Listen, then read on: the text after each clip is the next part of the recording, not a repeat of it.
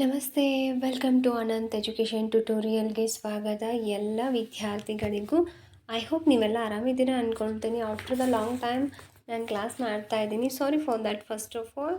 And ಇವತ್ತಿನ video ಬಹಳ important ಆದಂತಹದ್ದು, G ಕೆಗೆ ಸಂಬಂಧಪಟ್ಟ ಹಾಗೆ. Not only any one exam, each and every points ಎಲ್ಲ ಎಕ್ಸಾಮ್ಸ್ಗೂ ಹೆಲ್ಪ್ ಆಗುತ್ತೆ. ಕೇಂದ್ರ ಸರ್ಕಾರ, ರಾಜ್ಯ ಸರ್ಕಾರದ ಎಲ್ಲ ಪರೀಕ್ಷೆಗಳಿಗೂ ನಿಮಗೆ ಬಹಳಷ್ಟು ಉಪಯುಕ್ತವಾದಂತಹ ಮಾಹಿತಿ ನಿಮಗೆ ಸಿಗಲಿಕ್ಕೆ ಉಂಟು. ಓಕೆ, ಸೊ ದ್ಯಾಟ್ ಇದೆಲ್ಲ ತುಂಬ ಎಲ್ಲ ಎಕ್ಸಾಮ್ಸಿಗೂ ನಿಮಗೆ ಯೂಸ್ ಆಗುವಂತಹ ಮಾಹಿತಿಗಳೇ ಆಗಿರುತ್ತೆ. ಸೊ ದ್ಯಾಟ್ ವಿಡಿಯೋನ ಎಲ್ಲೂ ಸ್ಕಿಪ್ ಮಾಡದೆ ಪರಿಪೂರ್ಣವಾಗಿ ನೋಡಿ ಅಂತ ಹೇಳ್ತಾ, ಯಾರೆಲ್ಲ ಹೊಸಬರು ನೋಡ್ತಿದ್ರು ಚಾನಲ್ನ ಸಬ್ಸ್ಕ್ರೈಬ್ ಮಾಡ್ಕೊಳ್ಳಿ. ಬಿಕಾಸ್ ದಟ್ ನಾನು ಅಪ್ಲೋಡ್ ಮಾಡುವಂತಹ ಎಲ್ಲ ವಿಡಿಯೋಗಳು ನಿಮಗೆ ಬಂದು ತಲುಪ್ತದೆ. So that purpose. ಆ್ಯಂಡ್ ಬನ್ನಿ ತಡ ಮಾಡದೆ ಕ್ಲಾಸ್ನ ಸ್ಟಾರ್ಟ್ ಮಾಡೋಣ. ದೇಶದ ಮೊದಲ ನ್ಯೂಟ್ರಾನ್ ರಿಯಾಕ್ಟ್ನ ಹೆಸರು ಅಂತಂದರೆ ಅದು ಕಾಮಿನಿ. ಓಕೆ, ಹಾಗೆ ದೇಶದ ಅತಿ ದೊಡ್ಡ ಸುರಂಗ ಮಾರ್ಗ ಜವಾಹರ್ ಸುರಂಗ ಮಾರ್ಗ ಆಗಿರ್ತದೆ. ದೇಶದ ಅತಿ ದೊಡ್ಡ ಮ್ಯೂಸಿಯಂ ಇರುವಂಥದ್ದು ಕಲ್ಕತ್ತಾ ಮ್ಯೂಸಿಯಂ. ಓಕೆ, ಕಲ್ಕತ್ತಾದಲ್ಲಿ ಕಲ್ಕತ್ತಾ ಮ್ಯೂಸಿಯಂ. ಓಕೆ, ದೇಶದ ಅತ್ಯುನ್ನತವಾದಂತಹ ಪದವಿ ಅಂತಂದರೆ ಅದು ಭಾರತ ರತ್ನ. ದೇಶದ ಅತ್ಯುನ್ನತ ಪದವಿ ಭಾರತ ರತ್ನ. ದೇಶದ ಅತ್ಯುನ್ನತ ದೊಡ್ಡ ರೈಲು ಪ್ಲಾಟ್ಫಾರ್ಮ್ ಅಂತಂದರೆ ಪಶ್ಚಿಮ ಬಂಗಾಳದ ಖರಗಪುರ. ಓಕೆ ಓಕೆ ತುಂಬ ಇಂಪಾರ್ಟೆಂಟ್ ಆದಂತಹದ್ದು. ವಿಡಿಯೋದಲ್ಲಿ ಅಷ್ಟೇ ಅಲ್ಲದೆ ಮತ್ತು ನನಗೆ ಯಾವುದ್ಯಾವುದೆಲ್ಲ ನೆನಪಾಗ್ತಾ ಹೋಗ್ತದೋ ನಾನಿಲ್ಲಿ ನಿಮಗೆ ಹೇಳ್ತಾ ಹೋಗ್ತಾ ಇರ್ತೇನೆ. ಮಿಡಲ್ ಬರೆದಿಟ್ಕೊಂಡು ದಯವಿಟ್ಟು ಪ್ರಾಕ್ಟೀಸ್ ಮಾಡ್ಕೊಳ್ಳಿ. ಓಕೆ, ಸಾಕಷ್ಟು ಸತಿ ಮತ್ತು ಇದು ಎಲ್ಲ ಎಕ್ಸಾಮಿಗೂ ನಿಮಗೆ ಹೆಲ್ಪ್ ಆಗುತ್ತೆ. ಸಾಕಷ್ಟು ಸತಿ ಹಿಂದಿನ ಎಕ್ಸಾಮ್ದಲ್ಲಿ ಕೇಳಿರ್ತಕ್ಕಂತಹ ಪದೇ ಕೇಳಿರುವಂತಹ ಪ್ರಶ್ನೆಗಳನ್ನು ನಾನಿಲ್ಲಿ ಒಂದಿಷ್ಟು ತಗೊಂಡಿದ್ದೀನಿ. SDA ಎಕ್ಸಾಮ್ನಲ್ಲಿ ಮತ್ತೆ ರಿಪೀಟ್ ಆಗಿರುವಂಥದ್ದು. ವಿಡಿಯೋ ಕೊನೆಯಲ್ಲಿ ಅದೇ ನೋಟ್ಸ್ಗಳನ್ನೇ ಹಾಕಿದ್ದೀನಿ. ಓಕೆ, ಇನ್ನು ನೆಕ್ಸ್ಟ್ ನೋಡಿ, ಮಹಾತ್ಮೆ ಸಾಹಿತ್ಯ ಅಂತಂದರೆ ಯಾವುದೇ ಸ್ಥಳ ಅಥವಾ ದೇವತೆಯ ಹಿರಿಮೆಯ ಕುರಿತು ರಚನೆಯಾದಂತಹ ಸಾಹಿತ್ಯ ಮಹಾತ್ಮೆ ಸಾಹಿತ್ಯ ಅಂತ ಕರೀತಾರೆ. ಅದು ಬರುತ್ತೆ ಸಾಹಿತ್ಯದಲ್ಲಿ. ಯಾಕೆ ಆ ಥರ ಸಾಹಿತ್ಯ ಅದು ಯಾವ ಥರ ಇರ್ತದೆ ಅಂದರೆ, ಯಾವುದೇ ಒಂದು ಸ್ಥಳ ಇರ್ಬೋದು ಅಥವಾ ಯಾವುದೋ ಒಂದು ದೇವತೆಯ ಮಹಿಮೆಯ ಕುರಿತಾದಂತಹ ಮಾಹಿತಿ ಆ ಸಾಹಿತ್ಯದಲ್ಲಿ ಇರ್ತದೆ. ಅದನ್ನು ಮಹಾತ್ಮೆಯ ಸಾಹಿತ್ಯ ಅಂತ ಕರೀತಾರೆ. ದೇಶದ ಮೊದಲ ಮುಖ್ಯ ಯುದ್ಧ ಹಡಗಿನ ಹೆಸರು ನೀಲಗಿರಿ. ಓಕೆ, ದೇಶದ ಅತಿ ದೊಡ್ಡ ಆಣೆಕಟ್ಟು ಹಿರಾಕುಡ್ ಆಣೆಕಟ್ಟು. ಜಲಿಯನ್ ವಾಲಾಬಾಗ್ ದುರಂತ ನಡೆದ ದಿನ ಅಂತಂದರೆ 13 ಏಪ್ರಿಲ್ 1919ರಲ್ಲಿ. ದೇಶದಲ್ಲಿ ಮನಿ ಆರ್ಡರ್ ಸೇವೆ ಆರಂಭವಾದ ವರ್ಷ ಅಂತಂದರೆ 1880ರಲ್ಲಿ. ಓಕೆ, ಇದು ಕೂಡ ಆಗಿದೆ ತುಂಬ ಸತ್ಯಕ್ಕೆ. ದೇಶದ ಅತಿ ದೊಡ್ಡ ಚಿನ್ನದ ದೇವಸ್ಥಾನ ಎಲ್ಲಿದೆ ಅಂತಂದರೆ ಅದು ಅಮೃತ್ಸರ್ನಲ್ಲಿದೆ. ಇಂದಿರಾ ಗಾಂಧಿ ಮುಕ್ತ ವಿಶ್ವವಿದ್ಯಾಲಯ ಇರೋದು ನವದೆಹಲಿನಲ್ಲಿ. ಇಂದಿರಾ ಗಾಂಧಿ ಮುಕ್ತ ವಿಶ್ವವಿದ್ಯಾಲಯ ಇರೋದು ನವದೆಹಲಿನಲ್ಲಿ. ದೇಶದ ಪ್ರಥಮ ಅಣುಶಕ್ತಿ ಚಾಲಿತ ಜಲಾಂತರ್ಗಾಮಿ ನೌಕೆ INS ಚಕ್ರ. ಓಕೆ, ಇನ್ನು ನೆಕ್ಸ್ಟ್ ನೋಡಿ, ಆತ್ಮಕಥೆ ಅಂತಂದರೆ ಏನು ಗೊತ್ತಾ? ಒಬ್ಬ ವ್ಯಕ್ತಿ ತನ್ನನ್ನು ಕುರಿತು ತಾನೇ ಬರೆದಂತಹ ಕತೆ ಆತ್ಮಕಥೆ ಅನ್ನುವಂಥದ್ದು. ಯಾವುದೋ ಒಬ್ಬ ವ್ಯಕ್ತಿ ತನ್ನ ಜೀವನದ ಬಗ್ಗೆ ಆಗಲಿ ಅಥವಾ ತನ್ನ ಜೀವನದ ಮಹೋನ್ನತ ಘಟನೆಗಳ ಬಗ್ಗೆ ತಾನೇ ಬರೆದಿರ್ತಕ್ಕಂಥದ್ದನ್ನು ಆತ್ಮಕಥೆ ಅಂತ ಹೇಳ್ತೀವಿ. ಇನ್ನು ಆತ್ಮಚರಿತ್ರೆ ಅಂತಂದರೆ ಏನು ಗೊತ್ತಾ? ಅದನ್ನು ಬೇರೆ ಯಾರೋ ಬರೆದಿರ್ತಾರೆ, ಬೇರೊಬ್ಬರದು. ಈಗ ಒಬ್ಬ ಸಾಹಿತಿ, ಈಗ ಕುವೆಂಪು ಅವರಿರ್ಬೋದು, ದ ರಾ ಬೇಂದ್ರೆ ಅವರಿರ್ಬೋದು, ವಿ.ಕೃ ಗೋಕಾಕ್ ಅವರಿರ್ಬೋದು, ಅವರ ಜೀವನ ಚರಿತ್ರೆಯನ್ನು ಮತ್ತೊಬ್ಬರು ಬರೆದ್ರೆ ಅದನ್ನು ಆತ್ಮಚರಿತ್ರೆ ಅಂತ ಹೇಳ್ತಾರೆ. ಆತ್ಮಕಥೆ ಅಂತಂದರೆ ಅದು ಅವರಾಗಿ ಬರ್ಕೊಂಡಿರ್ತಾರೆ. ಓಕೆ, ಇನ್ನು ಆತ್ಮಚರಿತ್ರೆ ಅಂತಂದರೆ ಮತ್ತೊಬ್ಬರು ಬರೆದಿರ್ತಾರೆ, ಒಬ್ಬರದು ಜೀವನ ಚರಿತ್ರೆನ ಮತ್ತೊಬ್ಬರು ಬರೆದಿರ್ತಾರೆ. ವೆರಿ ಇಂಪಾರ್ಟೆಂಟ್ ಆದಂಥದ್ದು. ಓಕೆ, ನೆಕ್ಸ್ಟ್ ನೋಡಿ, ದೇಶದಲ್ಲಿ ಮೊದಲ ಏರ್ ಮೇಲ್ ಸೇವೆ ಶುರುವಾಗಿದ್ದು, ಏರ್ ಮೇಲ್ ಕಳಿಸುವಂತಹ ಸೇವೆ ಶುರುವಾಗಿದ್ದು ಅಲಹಾಬಾದ್ನಿಂದ ನೈನಿತಾಲ್ವರೆಗೆ ಎಲ್ಲೇಳಿ 1911ರಲ್ಲಿ ಶುರುವಾಗ್ತದೆ. ಮೊದಲ ಅಂತಾರಾಷ್ಟ್ರೀಯ ದೂರವಾಣಿ ಲೈನ್ ಪ್ರಾರಂಭ ಆದದ್ದು ಮುಂಬೈಯಿಂದ ಲಂಡನ್ವರೆಗೂ 1870ರಲ್ಲಿ ಶುರುವಾಗ್ತದೆ. ಫಾರ್ ದ ಫಸ್ಟ್ ಟೈಮ್ ಅಂತಾರಾಷ್ಟ್ರೀಯ ದೂರವಾಣಿ ಸೇವೆ ಶುರುವಾಗಿದ್ದು 1870ರಲ್ಲಿ. ಎಲ್ಲಿಂದ?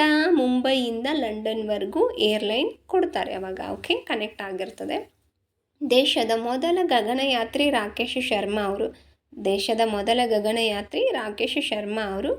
ಸ್ವತಂತ್ರ ಭಾರತದ ಮೊದಲ governor general C Rajagopalachari ಅವರಾಗಿರ್ತದೆ. Shri ಆಗಿದೆ, ಸಾರಿ ಫಾರ್ ದ್ಯಾಟ್, ಶ್ರೀ ಆಗಿದೆ, ಅದು ಸಿ ಆಗಬೇಕು, ಸಿ ರಾಜಗೋಪಾಲ್ಚಾರಿ ಅವರು. ಓಕೆ, ಇನ್ನು ನೊಬೆಲ್ ಪ್ರಶಸ್ತಿ ಪಡೆದ ಮೊದಲ ಭಾರತೀಯ ಯಾರು ಅಂತಂದರೆ ಅದು ರವೀಂದ್ರನಾಥ ಟ್ಯಾಗೂರ್ ಅವರು. ರವೀಂದ್ರನಾಥ ಟ್ಯಾಗೂರ್ ಅವರು. ಓಕೆ, ಇನ್ನು ಹೋರಾಟದ ಬದುಕು, ಇವರ ಆತ್ಮಕಥೆ ಯಾರದು ಹೇಳಿ? ದೇ ಜವರೇಗೌಡ ಅವ್ರದ್ದು. ಹೋರಾಟದ ಬದುಕು ಅನ್ನುವಂಥದ್ದು ಒಂದು ಆತ್ಮಕಥೆ. ಯಾರ್ದು ಅಂತಂದರೆ ದೇ ಜವರೇಗೌಡ ಅವ್ರದ್ದು. ಓಕೆ, ಇನ್ನು ಯಾರು? ದೇವೂಡು ನರಸಿಂಹಶಾಸ್ತ್ರಿ ಅವರ ಕೇಂದ್ರ ಸಾಹಿತ್ಯ ಅಕಾಡೆಮಿ ಪ್ರಶಸ್ತಿ ವಿಜೇತ ಕೃತಿ ಯಾವುದು ಅಂತಂದರೆ ಮಹಾಕ್ಷತ್ರಿಯ. ಓಕೆ, ಮತ್ತು ಅವರ ಇತರೆ ಕೃತಿಗಳು ಅಂತಂದರೆ ಮಹಾಬ್ರಾಹ್ಮಣ ಮತ್ತು ಮಹಾದರ್ಶನ. ಓಕೆ, ಮಹಾಬ್ರಾಹ್ಮಣ ಮತ್ತು ಮಹಾದರ್ಶನ ಅನ್ನುವಂಥದ್ದು ದೇವೂಡು ನರಸಿಂಹಶಾಸ್ತ್ರಿಯವರ ಇತರೆ ಕೃತಿಗಳು. ಓಕೆ, ಇನ್ನು ಸ್ವತಂತ್ರ ಭಾರತದ ಮೊದಲ ಕಮಾಂಡರ್ ಇನ್ ಚೀಫ್ ಸ್ವತಂತ್ರ ಭಾರತದ ಮೊದಲ ಕಮಾಂಡರ್ ಇನ್ ಚೀಫ್ ಆಗಿದ್ದಂಥವರು KM ಕರಿಯಪ್ಪ ಅವರು.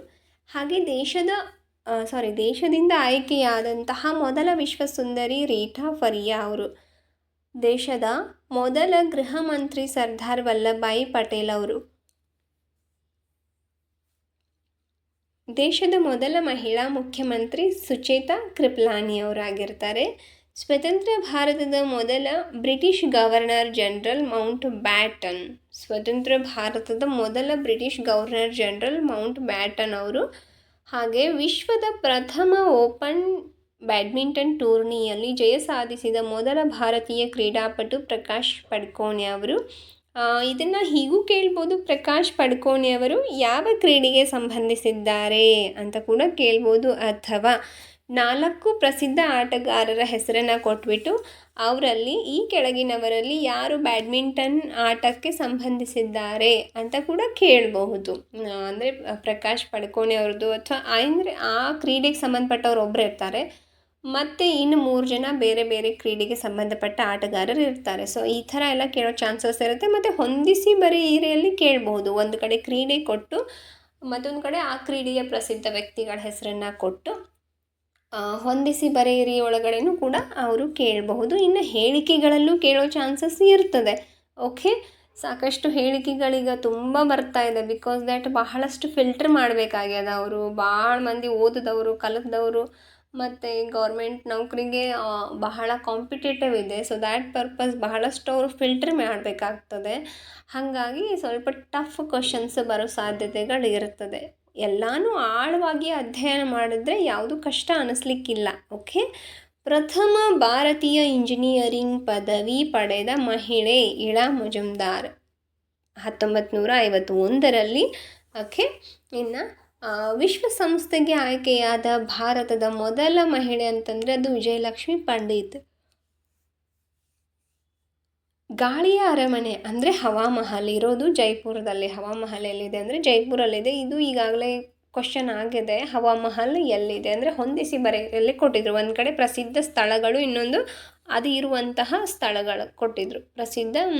ಈ ಥರ ಅಂದರೆ ಹವಾಮಹಲ್, ಜೈಪುರ, ಗೋಲ್ ಗುಂಬಜ್, ವಿಜಯಪುರ. ಸೊ ಈ ಥರ ಅಂದರೆ ಹೆಸರುಗಳನ್ನ ಹಿಂದೆ ಮುಂದೆ ಮಾಡಿ ಕೊಟ್ಟಿದ್ರು ಹೊಂದಿಸಿ ಬರೆಯಲ್ಲಿ. ಓಕೆ, ಇನ್ನು ಭಾರತದ ಉಕ್ಕಿನ ಮನುಷ್ಯ ಸರ್ದಾರ್ ವಲ್ಲಭಭಾಯಿ ಪಟೇಲ್ ಅವರಾಗಿರ್ತಾರೆ. ಅವರಿಗೆ ಹೆಸರಿದೆ, ಬಿರುದುಗಳು, ಹೆಸರುಗಳು ನಾನು ಪ್ರತಿ ವಿಡಿಯೋದಲ್ಲೂ ಮಾಡ್ತಾ ಇದ್ದೀನಿ ಸ್ವಲ್ಪ ಅಂತ. ಓಕೆ, ಅಲಿಪ್ತ ನೀತಿಯ ಶಿಲ್ಪಿ ಅಂತ ಜವಾಹರ್ಲಾಲ್ ನೆಹರು ಅವರಿಗೆ ಕರೀತಾರೆ, ಅವರಿಗೆ ಆ ಬಿರುದಿದೆ. ಇನ್ನು ಭಾರತದಲ್ಲಿ ಪ್ರಥಮವಾಗಿ IPS ಪಾಸಾದ ಮಹಿಳೆ ಅಂತಂದರೆ ಅದು ಅನ್ನಾ ರಾಜಮ್ ಚಾರ್ಜ್ ಅವರು. 1950ರಲ್ಲಿ ಇವರು IPS ಎಕ್ಸಾಮ್ನ ಪ್ರಥಮ ಬಾರಿಗೆ ಪಾಸ್ ಆಗ್ತಾರೆ, ಮಹಿಳೆ. ಓಕೆ,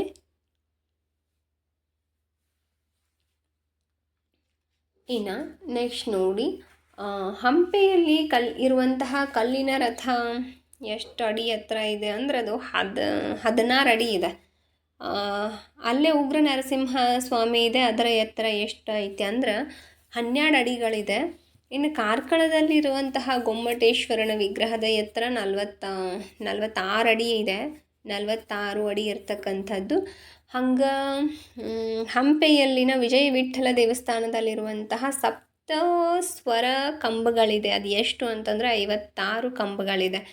ಹಾಗೆ ಹಂಪಿಯ ವಿರೂಪಾಕ್ಷ ದೇವಾಲಯದ ಗೋಪುರದ ಎತ್ತರ ಎಷ್ಟು ಅಂತಂದರೆ 165 ಅಡಿಗಳಷ್ಟು ಅದು ಇರ್ತಕ್ಕಂಥದ್ದು.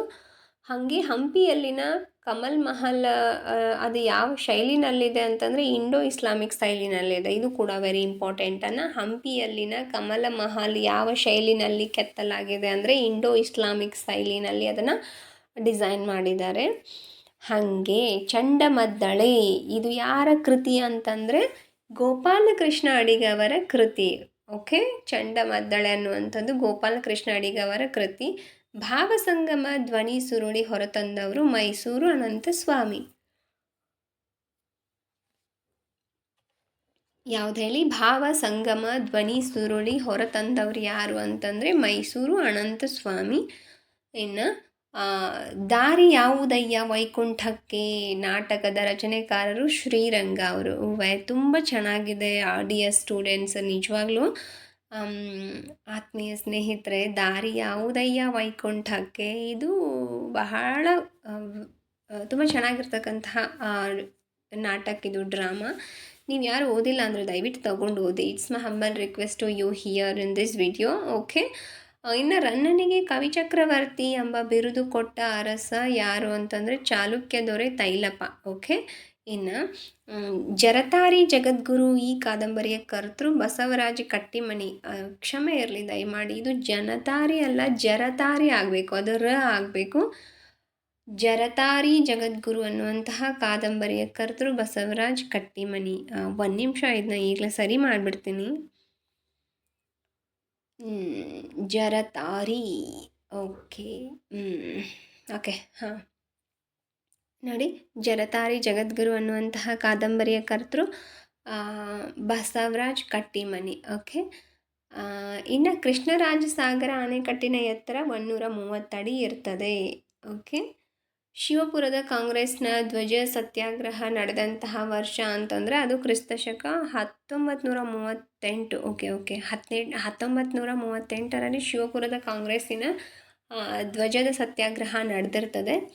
ಓಕೆ, ಇನ್ನು ಮೈಸೂರಿನ ಕೃಷ್ಣರಾಜಸಾಗರ ಅಣೆಕಟ್ಟು ನಿರ್ಮಾಣವಾದಂತಹ ವರ್ಷ ಅಂತಂದರೆ ಕ್ರಿಸ್ತಶಕ 1919ರಲ್ಲಿ ನಿರ್ಮಾಣ ಆಗುತ್ತೆ. KRS ಡ್ಯಾಮ್ ರಿಲೇಟೆಡ್ ಇನ್ನೊಂದು ಯಾವ್ದು ಹೇಳಿ? ಜಲಿಯನ್ ವಾಲಾಬಾಗ್ ಹತ್ಯಾಕಾಂಡ ಕೂಡ 1919ರಲ್ಲೇ ನಡೀತದೆ. ಡಿಯರ್ ಸ್ಟೂಡೆಂಟ್ಸ್, ಇದು ಕೆಲವೊಂದು ಇಶ್ವಿಗಳನ್ನು ಈ ಥರ ನೀವು ನೆನಪಿಟ್ಕೊಳ್ಳಿಕ್ಕೆ ಈಸಿ ಆಗುತ್ತೆ. ನೋಡಿ, ಆಣೆಕಟ್ಟು ರೆಡಿಯಾಗಿದ್ದು 1919ರಲ್ಲಿ, ಜಲಿಯನ್ ವಾಲಾಬಾಗ್ ಹತ್ಯಾಕಾಂಡ ಕೂಡ ನಡೆದಿದ್ದು 1919ರಲ್ಲಿ ನಡೀತದೆ. ಇನ್ನು ದಂಡಿ ಸತ್ಯಾಗ್ರಹದಲ್ಲಿ ಭಾಗವಹಿಸಿದ ಕನ್ನಡಿಗರು ಅಂತಂದರೆ ಅದು ಮೈಲಾರ ಮಹಾದೇವಪ್ಪ ಅವರು ಭಾಗವಹಿಸಿರ್ತಾರೆ. ಶಿವತತ್ವ ಚಿಂತಾಮಣಿ ಕೃತಿಯ ಕರ್ತೃ ಭಾಸ್ಕರ ಅವರು. ರಾಮಾಯಣದ ಭರತನ ಹೆಂಡತಿಯ ಹೆಸರು ಮಾಂಡವಿ. ಹಾಗೆ ನಂಜುಂಡ ಕವಿಯ ಕಾಲ 15ನೇ ಶತಮಾನ ಆಗಿರ್ತದೆ.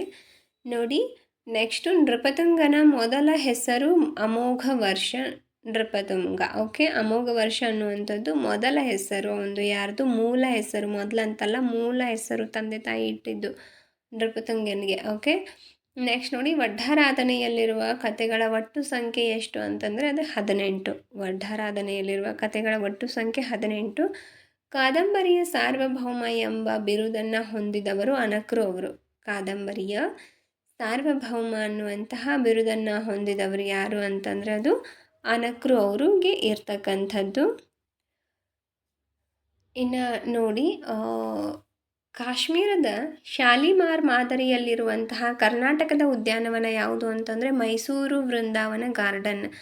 ನಾನು ಇದರ ನೋಟ್ಸಲ್ಲಿ ಇಲ್ಲಿ ಕೊಟ್ಟಿಲ್ಲ, ಬಟ್ ನಾನು ಹೆಚ್ಚಿನ ಮಾಹಿತಿಗಾಗಿ ಹೇಳಲಿಕ್ಕತ್ತೀನಿ ನಿಮ್ಗಷ್ಟೇ. ಇದು ನನಗೆ ನೆನಪಾದಂಗೆ ನಾನು ಓದಿದ್ದೆಲ್ಲ.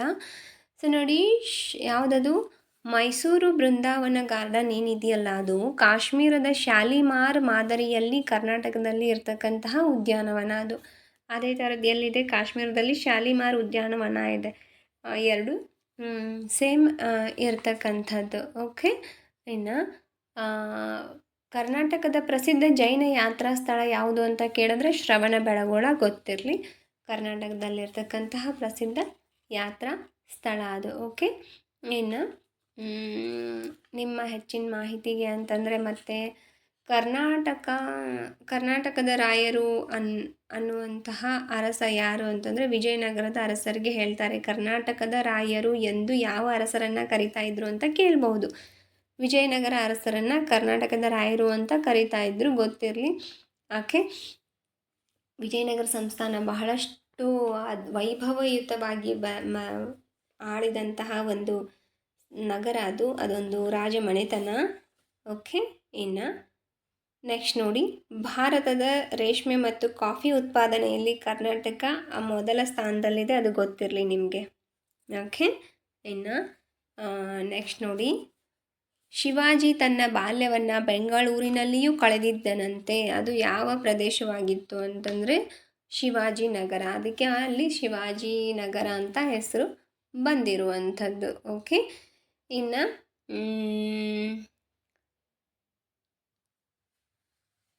ಹೈದರಾಲಿಯ ಜನ್ಮಸ್ಥಳ ಕೋಲಾರ ಜಿಲ್ಲೆಯ ಬೂದಿಕೊಡ. ಇನ್ನು ಟಿಪ್ಪು ಸುಲ್ತಾನನ ಜನನ ಆದದ್ದು 20ನೇ ನವೆಂಬರ್ 1753ರಲ್ಲಿ. ನವೆಂಬರ್ 20, 1753ರಲ್ಲಿ ಟಿಪ್ಪು ಸುಲ್ತಾನನ ಜನನ ಆಗುತ್ತೆ. ಇನ್ನು ದರಿಯಾ ದೌಲತ್ ಶ್ರೀರಂಗಪಟ್ಟಣದಲ್ಲಿ ಇರ್ತಕ್ಕಂತಹ ಪ್ರದೇಶ. ಬ್ರಿಟಿಷರ ನೀತಿಯನ್ನು ವಿರೋಧಿಸಿ ಸುರಪುರದ ಗಂಡುಗಲಿ ಯಾರು ಅಂತಂದರೆ ವೆಂಕಟಪ್ಪ ನಾಯಕ ಅವರು. ಹಾಗೆ ಸಂಗೊಳ್ಳಿ ರಾಯಣ್ಣ ಕಿತ್ತೂರಿಗೆ ಸಂಬಂಧಪಟ್ಟಂತಹ ಗಂಡುಗಲಿ. ಓಕೆ. ಬ್ರಿಟಿಷರ ವಿರುದ್ಧ ಸಿಡಿದೆದ್ದ ಕಿತ್ತೂರಿನ ಗಂಡುಗಲಿ ಯಾರು ಅಂದರೆ ಯಾರು, ಸಂಗೊಳ್ಳಿ ರಾಯಣ್ಣ ಆಗಿರ್ತಾರೆ. ಓಕೆ. ಇನ್ನು ಕರ್ನಾಟಕದಲ್ಲಿರುವ ಸಂಸ್ಕೃತ ಗ್ರಾಮ ಯಾವುದು ಅಂತಂದರೆ ಮತ್ರೂರು, ಶಿವಮೊಗ್ಗ ಜಿಲ್ಲೆನಲ್ಲಿ ಬರ್ತದೆ. ಸಂಸ್ಕೃತ ಗ್ರಾಮ ಅಂತಾರೆ ಅದಕ್ಕೆ, ಗೊತ್ತಿರಲಿ ನಿಮಗೆ.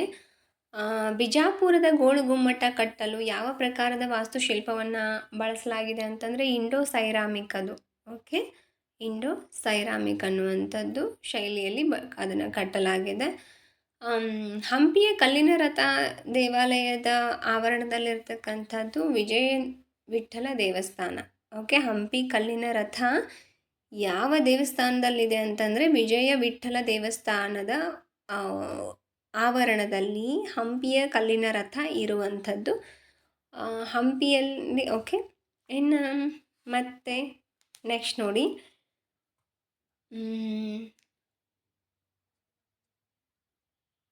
ಕರ್ನಾಟಕದಲ್ಲಿ ಸೋಲಿಗ ಜನಾಂಗವು ವಾಸಿಸುತ್ತಿರುವಂತಹ ಪ್ರದೇಶ ಅಂತಂದರೆ ಬಿಳಿಗಿರಿ ರಂಗನ ಬೆಟ್ಟ. ಓಕೆ. ಇದು ಕೂಡ ತುಂಬ ಇಂಪಾರ್ಟೆಂಟ್ ನಿಮಗೆ. ಸಾಕಷ್ಟು ಸಲ ಕೇಳಿದ್ದಾರೆ ಗುಡ್ಡುಗಾಡು ಪ್ರದೇಶಗಳಲ್ಲಿ ಯಾವ್ಯಾವ ಜನಾಂಗ ಎಲ್ಲೆಲ್ಲಿ ವಾಸ ಮಾಡ್ತಾರೆ ಅಂತ. ಆದಿವಾಸಿ ಜನಾಂಗಗಳ ಬಗ್ಗೆ ತುಂಬ ಸತಿ ಕೇಳಿದ್ದಾರೆ ಕ್ವಶನ್ಗಳನ್ನ. ಕರ್ನಾಟಕದಲ್ಲಿ ಸೋಲಿಗ ಅನ್ನುವಂತಹ ಜನಾಂಗ ವಾಸ ಮಾಡ್ತಾ ಇದೆ. ಎಲ್ಲಿ ಅಂತಂದರೆ ಅದು ಬಿಳಿಗಿರಿ ರಂಗನ ಬೆಟ್ಟದಲ್ಲಿ. ಓಕೆ. ಇನ್ನು ಶ್ರೀಧರಾಚಾರ್ಯರು ಮೊದಲ ಕನ್ನಡ ಜ್ಯೋತಿಷ್ಯ ಗ್ರಂಥವನ್ನು ಬರೀತಾರೆ. ಶ್ರೀಧರಾಚಾರ್ಯರು ಮೊದಲ ಕನ್ನಡ ಜ್ಯೋತಿಷ್ಯ ಶಾಸ್ತ್ರವನ್ನು ಬರೆದಿರ್ತಕ್ಕಂಥವ್ರು, ಗೊತ್ತಿರಲಿ ನಿಮಗೆ. ಇನ್ನು ಆಕಾಶವಾಣಿ ಅನ್ನುವಂತಹ ಪದವನ್ನು ಮೊದಲ ಬಾರಿಗೆ ಪ್ರಸಿದ್ಧಗೊಳಿಸಿದ ಕನ್ನಡಿಗರು ಅಂತಂದರೆ ಎಂ.ವಿ. ಗೋಪಾಲಸ್ವಾಮಿಯವರು ಅದನ್ನು ಪ್ರಸಿದ್ಧಿಯನ್ನು ಮಾಡಿರ್ತಾರೆ. ಬೆಂಗಳೂರಿನಲ್ಲಿ ನಡೆದಂತಹ ವಿಶ್ವಸುಂದರಿ ಸ್ಪರ್ಧೆ ಅಂತಂದರೆ ಅದು 6ನೇಯದ್ದು. ಓಕೆ. ಬೆಂಗಳೂರಿನಲ್ಲಿ ವಿಶ್ವಸುಂದರಿ ಸ್ಪರ್ಧೆ ನಡೆದಿರ್ತದೆ. ಅದು ಯಾವುದು ಅಂತಂದರೆ 6ನೇ ವಿಶ್ವಸುಂದರಿ ಸ್ಪರ್ಧೆ ನಡೆದಿರ್ತದೆ. ಕಮೆಂಟ್ ಮಾಡಿ ನೀವು ನನಗೆ ಯಾವ ಇಶ್ವಿನಲ್ಲಿ ಅಂತ. ಓಕೆ. ನೆಕ್ಸ್ಟ್ ನೋಡಿ, ಮೊದಲ ಇಂಗ್ಲೀಷ್ ಮಾಧ್ಯಮದ ಶಾಲೆ ಕರ್ನಾಟಕದಲ್ಲಿ ಪ್ರಾರಂಭವಾಗಿದ್ದು 1834ರಲ್ಲಿ. ಅದು ಎಲ್ಲಿ ಅಂತಂದರೆ ಮೈಸೂರಲ್ಲಿ 1834ರಲ್ಲಿ ಪ್ರಥಮ ಇಂಗ್ಲೀಷ್ ಮೀಡಿಯಂ ಸ್ಕೂಲ್ ಪ್ರಾರಂಭ ಆಗ್ತದೆ ಗೊತ್ತಿರಲಿ. ಇನ್ನು ಕೃಷ್ಣರಾಜಸಾಗರ ಅಣೆಕಟ್ಟೆಯ ಮೂಲ ಹರಿಕಾರ ಯಾರು ಅಂತಂದರೆ ಅದು ಸರ್ ಎಂ ವಿಶ್ವೇಶ್ವರಯ್ಯ ಅವರಾಗಿರ್ತಾರೆ. ಹಾಗೆ ಕೃಷ್ಣರಾಜಸಾಗರ ಅಣೆಕಟ್ಟೆಯಿಂದ ಸುಮಾರು ಎಷ್ಟು ಎಕರೆ ನೀರನ್ನು ಹೊಲಗಳಿಗೆ ತಲುಪಿಸಲಾಗುತ್ತದೆ ಅಂತಂದರೆ ಸರಿಸುಮಾರು 1,50,000 ಎಕರೆಗಳಿಗೆ ನೀರನ್ನು ಕೃಷ್ಣರಾಜಸಾಗರ ಅಣೆಕಟ್ಟಿನಿಂದ ತಲುಪಿಸಲಾಗುತ್ತೆ. ಹಾಗೆ ಏಷ್ಯಾ ಖಂಡದಲ್ಲೇ ಮೊದಲ ಬಾರಿಗೆ ವಿದ್ಯುತ್ ಶಕ್ತಿಯ ಸಂಪರ್ಕ ಪಡೆದಂತಹ ನಗರ ಅಂತಂದರೆ ಅದು ಬೆಂಗಳೂರು ನಗರ. ಭಾರತದಲ್ಲಿ ಹಳ್ಳಿಗಳಿಗೆ ಮೊದಲ ಬಾರಿಗೆ ವಿದ್ಯುತ್ ಸಂಪರ್ಕ ಕಲ್ಪಿಸಿದ ಕರ್ನಾಟಕದ ಸಂಸ್ಥಾನ ಅಂತಂದರೆ ಎಸ್ ಅದು ವಿಚ್ ಇಸ್ ದಟ್ ಮೈಸೂರು ಸಂಸ್ಥಾನ ಆಗಿರ್ತದೆ. ಓಕೆ, ಇನ್ನು ನೆಕ್ಸ್ಟ್ ನೋಡಿ, 2 ಬಾರಿ ರಾಷ್ಟ್ರಪತಿಗಳ ಭಾವೈಕ್ಯತಾ ಪ್ರಶಸ್ತಿ ಪಡೆದ ಮೊದಲ ಕನ್ನಡ ಚಲನಚಿತ್ರ ಯಾವುದು ಅಂತಂದರೆ ಟಿ ಎಸ್ ನಾಗಾಭರಣ ಅವ್ರದ್ದು, ನಿರ್ದೇಶಕರವರು, ಚಲನಚಿತ್ರ ಅಲ್ಲ ನಿರ್ದೇಶಕರು. 2 ಬಾರಿ ರಾಷ್ಟ್ರಪತಿಗಳ ಭಾವೈಕ್ಯತಾ ಪ್ರಶಸ್ತಿಯನ್ನು ಪಡೆದ ಮೊದಲ ಕನ್ನಡ ಚಲನಚಿತ್ರದ ನಿರ್ದೇಶಕ ಯಾರು ಅಂತಂದರೆ ಟಿ ಎಸ್ ನಾಗಾಭರಣ ಅವರು. ಓಕೆ, ಇನ್ನು ಮೃಚ್ಚಿಕಟಿಕ ಸಂಸ್ಕೃತ ನಾಟಕವನ್ನಾಧರಿಸಿ ಸಿದ್ಧವಾದಂತಹ ಕನ್ನಡ ಚಿತ್ರ ವಸಂತ ಸೇನ. ಕನ್ನಡ ಚಲನಚಿತ್ರ ಇದು ವಸಂತ ಸೇನ ಅನ್ನುವಂಥದ್ದು. ಓಕೆ, ಫಿಲ್ಮ್ ಇದೆ ಕನ್ನಡದ್ದು. ಇದು ಮೃಚ್ಚಿಕಟಿಕ ಸಂಸ್ಕೃತ ನಾಟಕ. ಓಕೆ, ಅದರ ಮೇಲೆ ಇದನ್ನು ಒಂದು ಫಿಲ್ಮ್ ಆಗಿ ಅವರು ಮಾಡಿರುವಂಥದ್ದು. ಓಕೆ, ಇನ್ನು ರಾಷ್ಟ್ರಪತಿಗಳ ರಜತ ಪದಕವನ್ನು ಪಡೆದಂತಹ ಮೊದಲ ಕನ್ನಡದ ಚಿತ್ರ ಅಂತಂದರೆ ಅದು ಪ್ರೇಮದ ಪುತ್ರಿ ಅಂತ. ಓಕೆ, ಪ್ರೇಮದ ಪುತ್ರಿ ಅನ್ನುವಂತಹ ಕನ್ನಡದ ಪ್ರಸಿದ್ಧ ಚಿತ್ರಕ್ಕೆ ರಾಷ್ಟ್ರಪತಿಗಳ ರಜತ ಪದಕ ಅನ್ನುವಂತಹ ಪ್ರಶಸ್ತಿ ಬಂದಿದೆ. ಗದುಗಿನ ನಾರಾಯಣಪ್ಪ ಕಾವ್ಯನಾಮ ಯಾವುದು ಹೇಳಿ? ಚನ್ನ ಸೋಮೇಶ್ವರ. ಗದುಗಿನ ನಾರಾಯಣಪ್ಪ ಕಾವ್ಯನಾಮ ಚನ್ನ ಸೋಮೇಶ್ವರ. ಧರೆ ಹತ್ತಿ ಉರಿದಡೆ ನಿಲ್ಲಬಾರದು. ಧರೆ ಹತ್ತಿ ಉರಿದಡೆ ನಿಲ್ಲಬಾರದು, ಇದು ಬಸವಣ್ಣನವರ ವಚನ. ವೀಕ್ಷಕರೇ, ಇಲ್ಲಿ ನೋಡಿ, ನಾನು ಯಾಕೆ ಇದನ್ನು ತೋರಿಸ್ತಿದ್ದೀನಿ ಅಂದರೆ ಅಶೋಕ ಚಕ್ರ ಮೊದಲು ಹಿಂಗಿತ್ತು, ಧರ್ಮಚಕ್ರ ಸಿಂಹದ ತಲೆ ಮೇಲಿತ್ತು. ಓಕೆ, ಯಾಕಂದರೆ ಧರ್ಮ ಯಾವಾಗಲೂ ತಲೆ ಮೇಲೆ ಇರಬೇಕು, ಎತ್ತರ ಪ್ರದೇಶದಲ್ಲೇ ಧರ್ಮ ಇರಬೇಕು ಅಂತ ಸಿಂಹಗಳು ಅದನ್ನು ತಲೆ ಮೇಲೆ ಹೊತ್ತು ನಿಂತಿರ್ತಕ್ಕಂಥದ್ದು. ಬಟ್ ಇವಾಗ ಹಂಗಲ್ಲ, ಸಿಂಹಗಳು ಕಾಲ ಕೆಳಗಡೆ ಧರ್ಮಚಕ್ರ ಇದೆ ಅಂದರೆ ಅದರ ಅರ್ಥ ಏನು ಹೇಳಿ? ಕೆಟ್ಟದ್ದು ಹೆಚ್ಚಾಗ್ತದೆ ಅಂತನ. ನನಗೆ ಗೊತ್ತಿಲ್ಲ ಯಾಕೆ ಅವ್ರು ಹಂಗೆ ಅದನ್ನು ಉಲ್ಟಾ ಮಾಡಿದರು ಅಂತ. ಆ್ಯಕ್ಚುಲಿ ಅಶೋಕ ಮಹಾರಾಜರು ನಿಜವಾಗ್ಲೂ ಅವರು ಕೆತ್ತಿಸಿರ್ತಕ್ಕಂತಹ ಅಶೋಕ ಸ್ತಂಭ ಹಂಗಿತ್ತು, ಸಿಂಹಗಳ ತಲೆ ಮೇಲೆ ಧರ್ಮಚಕ್ರ ಇತ್ತು. ಸಿಂಹ ಎಷ್ಟಾದರೂ ಕ್ರೂರ ಪ್ರಾಣಿ, ಒಂದು ಜೀವಿಯನ್ನು ಅಮಾನುಷವಾಗಿ ಕೊಂದು ತಿನ್ನುವಂಥದ್ದು. ಸೊ ಹಾಗಾಗಿ ಧರ್ಮಚಕ್ರ ಅನ್ನುವಂಥದ್ದು ಧರ್ಮವನ್ನು ಕಾಪಾಡುವಂಥದ್ದು, ಸಜ್ಜನರನ್ನು ರಕ್ಷಿಸುವಂಥದ್ದು, ಅದು ಮೇಲೆ ಇರಬೇಕು ಯಾವಾಗಲೂ ಅನ್ನೋದಿತ್ತು. ಅಶೋಕ್ ಮಹಾರಾಜರು ಹಾಗೆ ನಿರ್ಮಿಸಿದರು. ಅದನ್ನು ಉಲ್ಟಾ ಮಾಡಿ ಈ ಥರ ಮಾಡಿದ್ದಾರೆ ಅಂತ ಅದು ನಿಜವಾಗ್ಲೂ ಬಹಳ ನೋವು ಅನಿಸುತ್ತೆ ನಿಜವಾಗ್ಲೂ, ಯಾಕೆ ಹಾಗೆ ಮಾಡಿದ್ರು ಅಂತ. ಸೊ ಆದಷ್ಟು ಬೇಗ ಬದಲಾವಣೆ ಕಾಲ ಬರಲಿ ಅಂತ ನಾನು ಪ್ರಾರ್ಥಿಸ್ತೇನೆ. ಮೋಹನ ತರಂಗಿಣಿ ಮತ್ತು ನಳಚರಿತ್ರೆ ಇದು ಕನಕದಾಸರ ಪ್ರಸಿದ್ಧ ಕೃತಿಗಳು. ಓಕೆ, ಇನ್ನು ಕನ್ನಡ ಸಾಹಿತ್ಯ ಅಕಾಡೆಮಿ ಕೇಂದ್ರ ಸಾಹಿತ್ಯ ಅಕಾಡೆಮಿ ಪ್ರಶಸ್ತಿ ಪಡೆದ ಅಪ್ಪ ಮಗ ಜೋಡಿ ಯಾರು ಅಂತಂದರೆ ಪೂರ್ಣಚಂದ್ರ ತೇಜಸ್ವಿ ಮತ್ತು ಕುವೆಂಪು ಅವರು ಕೇಂದ್ರ ಸಾಹಿತ್ಯ ಅಕಾಡೆಮಿ ಪ್ರಶಸ್ತಿಯನ್ನು ಪಡೆದಂತಹ ಅಪ್ಪ ಮಗ ಜೋಡಿ ಇದು. ಸೌರಶಕ್ತಿ ಒಂದು ನವೀಕರಿಸಬಲ್ಲಂತಹ ಶಕ್ತಿ ಅದು. ಓಕೆ, ಸುಮ್ಮನೆ ನಿಮಗೆ ಹೆಚ್ಚಿನ ನಾಲೆಜ್ ಪರ್ಪಸ್ ಗೊತ್ತಿರಲಿ ಅಂತ ನಾನು ಹೇಳ್ತಾ ಇದ್ದೀನಿ. ಯಾರಿಗೆ ಗೊತ್ತು, ಇದರಲ್ಲಿ ಯಾರಾದರೂ ಮಹೋನ್ನತ ರಾಜಕಾರಣಿ ಆಗಬಹುದು, ಅಧಿಕಾರಿಗಳಾಗಬಹುದು. ಆವಾಗ ಕೆಲವೊಂದು ಪರಿಸ್ಥಿತಿಗಳನ್ನ ಬದಲಾಯಿಸುವಂತಹ ಶಕ್ತಿ ಸಾಮರ್ಥ್ಯಗಳು ನಿಮಗೆ ಬರ್ಬೋದು. ಸೊ ದ್ಯಾಟ್ ಆವಾಗ ದಯವಿಟ್ಟು ಮಾಡಿ, ಇದನ್ನು ನಿಮಗೆ ಅವಕಾಶ ಸಿಕ್ಕರೆ. ಧರ್ಮಚಕ್ರ ಸಿಂಹದ ತಲೆ ಮೇಲೆ ಬರಬೇಕು, ಸಿಂಹ ಕೆಳಗಿರಬೇಕು, ಧರ್ಮಚಕ್ರದ ಕೆಳಗೆ. ಓಕೆ, ಯಾವ ನದಿಗೆ ಭಾಕ್ರಾ ಅಣೆಕಟ್ಟನ್ನು ಕಟ್ಟಲಾಗಿದೆ ಅಂತಂದರೆ ಸಟ್ಲೆಜ್ ನದಿಗೆ ಕಟ್ಟಲಾಗಿದೆ.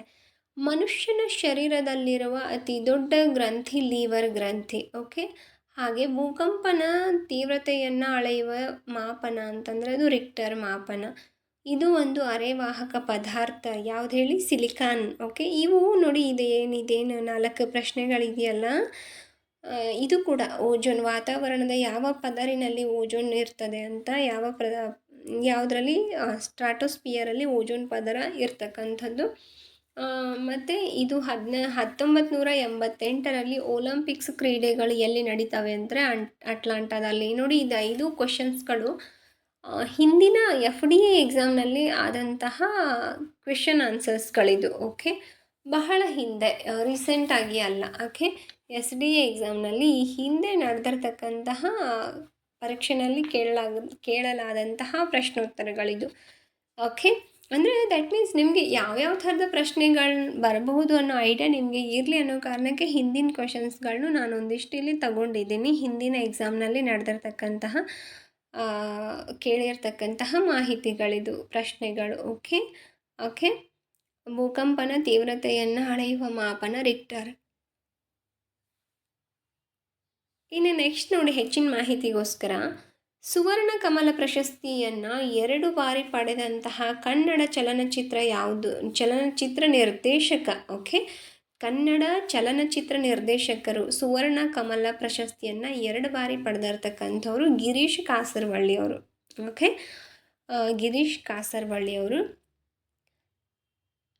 ಇನ್ನು ಚಲನಚಿತ್ರ ಸಂಗೀತ ನಿರ್ದೇಶನಕ್ಕಾಗಿಯೇ 2 ಬಾರಿ ರಾಷ್ಟ್ರ ಪ್ರಶಸ್ತಿ ಪಡೆದ ಕನ್ನಡಿಗರು ಅಂತಂದರೆ BV ಕಾರಂತ್ ಅವರು. BV ಕಾರಂತ್ ಅವ್ರಿಗೆ ಚಲನಚಿತ್ರ ನಿರ್ದೇಶನಕ್ಕಾಗಿ ಅವರು ನಿರ್ದೇಶನ ಮಾಡಿರ್ತಕ್ಕಂತಹ ಚಿತ್ರಗಳಿದೆ ಕನ್ನಡದಲ್ಲಿ. ಓಕೆ, ರಾಷ್ಟ್ರ ಪ್ರಶಸ್ತಿ ಅವರಿಗೆ 2 ಸಲ ಬಂದಿದೆ ನಮ್ಮ ಕನ್ನಡದವರು. ಓಕೆ, ಕನ್ನಡದ ಮೊದಲ ವರ್ಣಚಿತ್ರ ಯಾವುದು ಅಂತಂದರೆ ಅಮರಶಿಲ್ಪಿ ಜಕಣಾಚಾರಿ. ಅದಕ್ಕಿಂತ ಮುಂಚೆ ಬ್ಲ್ಯಾಕ್ ಆ್ಯಂಡ್ ವೈಟಲ್ಲಿ ಫಿಲ್ಮ್ಗಳು ಬರ್ತಾಯಿತ್ತು. ಫಾರ್ ದ ಫಸ್ಟ್ ಟೈಮ್ ಕಲರ್ಫುಲ್ಲಾಗಿ ಬಂದಿರತಕ್ಕಂತಹ ಫಿಲ್ಮ್ ಅಂತಂದರೆ ಅಮರಶಿಲ್ಪಿ ಜಕಣಾಚಾರಿ. ಓಕೆ, ಇನ್ನು ಪ್ರಥಮ ಕನ್ನಡ ಮುಖ್ಯ ಚಿತ್ರ ಯಾವುದು ಅಂದರೆ ಹರಿಮಾಯ. ಹರಿಮಾಯ ಅನ್ನುವಂಥದ್ದು ಕನ್ನಡದ ಮೊದಲ ಮೂಕ ಚಿತ್ರ. ಒಂದು ಶಬ್ದನೂ ಇಲ್ಲ ಅಲ್ಲಿ, ತುಂಬ ಫಿಲ್ಮೆಲ್ಲ ಓಕೆ ಬರೀ ಮೂಕ ಭಾಷೆನಲ್ಲೇ ಇರ್ತಕ್ಕಂಥದ್ದು. ಓಕೆ, ಮತ್ತದು ತಯಾರಾದಂತಹ ವರ್ಷ ಅಂತಂದರೆ 1932ರಲ್ಲಿ. ಓಕೆ, ಬಾಲಗಂಗಾಧರ ತಿಲಕರ ಕೇಸರಿ ಪತ್ರಿಕೆಯನ್ನು ಕನ್ನಡ ಕೇಸರಿ ಎಂದು ಅನುವಾದ ಮಾಡಿದವರು ಗಂಗಾಧರ್ ರಾವ್ ದೇಶಪಾಂಡೆ ಅವರು. ಹಾಗೆ ಕನ್ನಡದ ಸಾಹಿತ್ಯಕ್ಕಾಗಿ 1890ರಲ್ಲಿ ಧಾರವಾಡದಲ್ಲಿ ಜನ್ಮ ತಳೆದಂತಹ ಸಂಸ್ಥೆ ಅಂತಂದರೆ ಅದು ಕರ್ನಾಟಕ ವಿದ್ಯಾವರ್ಧಕ ಸಂಸ್ಥೆ. ಓಕೆ, ಹಾಗೆ ಉಪ್ಪಿನ ಸತ್ಯಾಗ್ರಹದಲ್ಲಿ ಭಾಗವಹಿಸಿದ ಕನ್ನಡಿಗರು ಮೈಲಾರ ಮಹಾದೇವಪ್ಪ ಮತ್ತು ಕಾರ್ನಾಡು ಸದಾಶಿವ ಅವರು, ಹಾಗೆ NS ಹರ್ಡೇಕರ್ ಅವರು. ಇನ್ನು ಹೈದರಾಬಾದ್ ಕರ್ನಾಟಕದ ಎಲ್ಲ ಚಳುವಳಿಗಳಲ್ಲಿ ಪ್ರಮುಖ ಪಾತ್ರ ವಹಿಸಿದ ಹೋರಾಟಗಾರ ಅಂತಂದರೆ ಅದು ಸ್ವಾಮಿ ರಮಾನಂದ ತೀರ್ಥರು. ಸ್ವಾಮಿ ರಮಾನಂದ ತೀರ್ಥರು ಆಲ್ಮೋಸ್ಟ್ ಹೈದರಾಬಾದ್ ಕರ್ನಾಟಕದ ಎಲ್ಲ ಚಳುವಳಿಗಳಲ್ಲಿ ಅವರು ಭಾಗವಹಿಸಿರ್ತಾರೆ. ಓಕೆ, ಇನ್ನು ನೋಡಿ, ಮತ್ತು ನಿಮಗೆ ಹೆಚ್ಚಿನ ಮಾಹಿತಿಗೋಸ್ಕರ ಹೇಳಬೇಕು ಅಂತಂದರೆ ಸಾಕಷ್ಟಿದೆ. ಕನ್ನಡಕ್ಕೆ ಸಂಬಂಧಪಟ್ಟ ಹಾಗೆ ಇರ್ಬೋದು, GKಗೆ ಸಂಬಂಧಪಟ್ಟ ಹಾಗೆ ಇರ್ಬೋದು. ನೋಡೋಣ ಹೋಗ್ತಾ ಮುಂದೆ. ಓಕೆ, ಕನ್ನಡವು ಯಾವ ಭಾಷಾ ವರ್ಗಕ್ಕೆ ಸೇರಿದೆ ಅಂತಂದರೆ ಅದು ದ್ರಾವಿಡ ಭಾಷಾ ವರ್ಗಕ್ಕೆ ಸೇರಿರುವಂಥದ್ದು. ಓಕೆ, ಮೂಡಲ ಮೊನೆಯ ಮುತ್ತಿನ ಹನಿಯ ಗೀತೆ ಬರೆದವರು ಯಾರು ಅಂತಂದರೆ ದ ರಾ ಬೇಂದ್ರೆ ಅವರು. ಓಕೆ, ಚಂದ ಇದೆ. ಮೂಡಲ ಮನೆಯ ಮುತ್ತಿನ ನೀರಿನ ಎರಕಾವ ಹೊಯ್ದ, ಎಷ್ಟು ಅದ್ಭುತವಾದಂತಹ ಗೀತೆ ಇದು ಅಲ್ವಾ. ಸೊ ತೆರೆದಿದೆ ಮನೆ ಓ ಬಾ ಅತಿಥಿ, ಅದು ಕುವೆಂಪು ಅವ್ರದ್ದು ಖ್ಯಾತ ಸಾಹಿತ್ಯ. ಓಕೆ, ಗೊತ್ತಿರಲಿ ನಿಮಗೆ. ಸೊ ನೆಕ್ಸ್ಟ್ ನೋಡಿ, ಮಹಾವೀರ ವರ್ಧಮಾನ 24ನೆಯ ತೀರ್ಥಂಕರರಾಗಿರ್ತಾರೆ. ಮಹಾವೀರ ವರ್ಧಮಾನ ಎಷ್ಟನೆಯ ತೀರ್ಥಂಕರರು ಅಂದರೆ 24ನೆಯ ತೀರ್ಥಂಕರರು. ಸೊ ಮಹಾವೀರ ಅಂತ ಬಂದಾಗ ಅವ್ರ ಬಗ್ಗೆ ಸಂಪೂರ್ಣ ನೀವು ಕಲೀಲಿಕ್ಕುಂಟು. ಅಂದರೆ ಅವರ ಜನ್ಮಸ್ಥಳ ಇರ್ಬೋದು, ಅವ್ರ ಬೋಧನೆಗಳಿರ್ಬೋದು, ಅವರ ತತ್ವ ಸಿದ್ಧಾಂತಗಳಿರ್ಬೋದು, ಅವ್ರ ಶಿಷ್ಯರುಗಳ ಬಗ್ಗೆ, ಅವರ ಪ್ರವಚನಗಳ ಬಗ್ಗೆ ಇರ್ಬೋದು, ಅಥವಾ ಅವರ ಬಾಲ್ಯ ಜೀವನದ ಬಗ್ಗೆ ಇರಬಹುದು. ಸೊ ದ್ಯಾಟ್ ಎಲ್ಲ ವೆರಿ ಇಂಪಾರ್ಟೆಂಟ್ ಆಗಿರ್ತದೆ. ಆಮೇಲೆ ವಿಶ್ವ ಆರೋಗ್ಯ ಸಂಸ್ಥೆಯ ಕೇಂದ್ರ ಕಚೇರಿ ಇರೋದು ಜಿನೇವಾದಲ್ಲಿದೆ. ಇದು ಕೂಡ ಪ್ರಶ್ನೆ ಆಗಿತ್ತು SDA ಎಕ್ಸಾಮ್ಸಲ್ಲಿ. ಯಾಂತ್ರಿಕ ಶಕ್ತಿಯನ್ನು ವಿದ್ಯುತ್ ಶಕ್ತಿಯನ್ನಾಗಿ ಪರಿವರ್ತಿಸಲು ಬಳಸುವ ಸಾಧನವನ್ನು ಡೈನಮೋ ಅಂತ ಕರೀತಾರೆ, ಗೊತ್ತಿರಲಿ. ಹಾಗೆ ಅಭಿನವ ಪಂಪ ಅನ್ನುವಂತಹ ಬಿರುದು ಯಾರಿಗೆ ಇತ್ತು ಅಂತಂದರೆ ನಾಗಚಂದ್ರನಿಗೆ ಅಭಿನವ ಪಂಪ ಅನ್ನುವಂತಹ ಬಿರುದಿತ್ತು. ಕನ್ನಡ ಸಾಹಿತ್ಯದಲ್ಲಿ ಶೃಂಗಾರ ಕವಿ ಅಂತ ಯಾರನ್ನು ಕರೀತಾರೆ ಅಂತಂದರೆ ಅದು ರತ್ನಾಕರ ವರ್ಣಿಯವರಿಗೆ ಕರೀತಾರೆ. ರತ್ನಾಕರ ವರ್ಣಿಯವರಿಗೆ ಶೃಂಗಾರ ಕವಿ ಅನ್ನುವಂಥದ್ದು ಬಿರುದಿದೆ. ಸೊ ಇವುಗಳು ತುಂಬ ಇಂಪಾರ್ಟೆಂಟ್ ಆಗುತ್ತೆ. ಕವಿಗಳು ಬಿರುದುಗಳನ್ನ ಕೊಟ್ಟು ಹೊಂದಿಸಿ ಬರೆಯಿರಿಯಲ್ಲಿ ಕೇಳ್ತಾರೆ. ಇತ್ತೀಚೆಗೆ ಹೊಂದಿಸಿ ಬರೆಯಿರಿ, ಅದರ ಜೊತೆಗೆ ಹೇಳಿಕೆಗಳು, ಪ್ರಸ್ತಾವನೆಗಳು ಕೇಳ್ತಾ ಇದ್ದಾರೆ. ಯಾಕಂದರೆ ತುಂಬ ಕಾಂಪಿಟೇಟಿವ್ ಇರೋದ್ರಿಂದ ಅವರು ತುಂಬ ಫಿಲ್ಟರ್ ಮಾಡಬೇಕಾಗಿದೆ, ತುಂಬ ಕಾಂಪಿಟೇಟರ್ಸ್ ಇರೋದ್ರಿಂದ. ಸೊ ದ್ಯಾಟ್ ಪರ್ಪಸ್ ಹೆಚ್ಚು ಓದೋದು ಬಹಳ ಅವಶ್ಯಕತೆ ಇದೆ ಅಂತ ಹೇಳ್ತಾ, ಯಾರೆಲ್ಲ ವಿಡಿಯೋನ ಹೊಸೊಬ್ಬರು ನೋಡ್ತಾ ಇದ್ದೀರೋ ಥ್ಯಾಂಕ್ ಯು ಸೋ ಮಚ್. ವಿಡಿಯೋನ ಲೈಕ್ ಮಾಡಿ ಮತ್ತು ಚಾನಲ್ನ ಸಬ್ಸ್ಕ್ರೈಬ್ ಮಾಡ್ಕೊಳ್ಳಿ.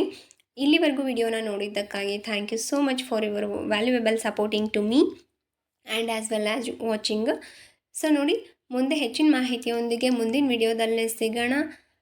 Take care of yourself and as well as for your health. Okay, ನಿಮ್ಮ ಹೆಲ್ತಿಗೂ ಕೂಡ ನೀವು ಚೆನ್ನಾಗಿ ನೋಡ್ಕೊಳ್ಳಿ ಅಂತ ಹೇಳ್ತಾ ಸಿಗೋಣ. ನಮಸ್ತೆ.